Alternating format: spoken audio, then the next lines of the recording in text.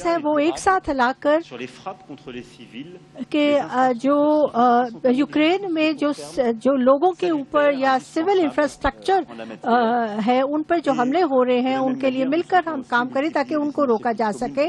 और हम चाहते हैं कि हम आतंकवाद के खिलाफ भी अपनी लड़ाई को बनाए रखें और हम सभी जो आतंकवादी समूह हैं उनको हम नकारते हैं। और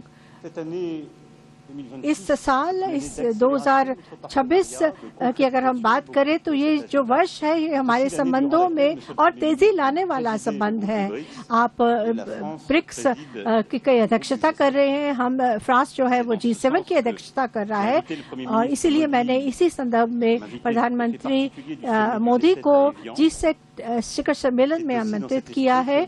और इसी भावना को ध्यान में रखते हुए हम इस G7 के समिट से पहले हम कुछ बैठकें करना चाहते हैं जो अंतर्राष्ट्रीय मुद्दों पर होगा, और जो हमारे G7 के जो उद्देश्य है, एजेंडा है, वो असमानताओं को कम करने का होगा ताकि हम मिलकर एक द्विपक्षीय बैठकें कर भी इस शिखर सम्मेलन से पहले तो ताकि हम अपने जो एक ऐसी बैठक भी उसके अंतर्गत करेंगे जिसमें भारत के जो युवा हैं और फ्रांस के युवा हैं, वैज्ञानिक हैं, भारत के वैज्ञानिक हैं और G7 देशों के जो युवा वैज्ञानिक हैं वो मिलकर नवाचार में जो उन्होंने काम किया है उसको परिणाम हमारे सामने रखें।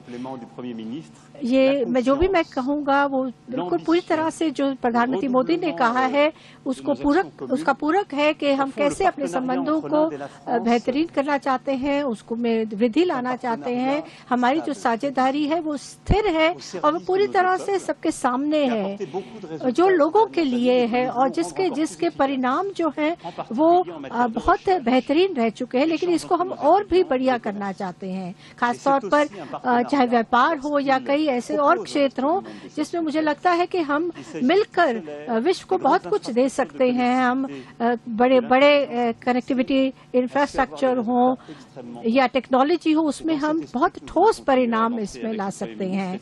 और इन चीजों पर हमने प्रधानमंत्री मोदी जी के साथ बातचीत भी करी है।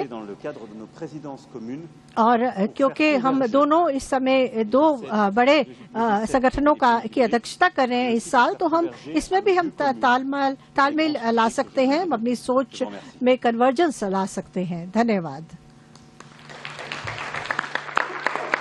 Thank you, sir. With that, ladies and gentlemen, we come to the close of this session. Thank you for your presence.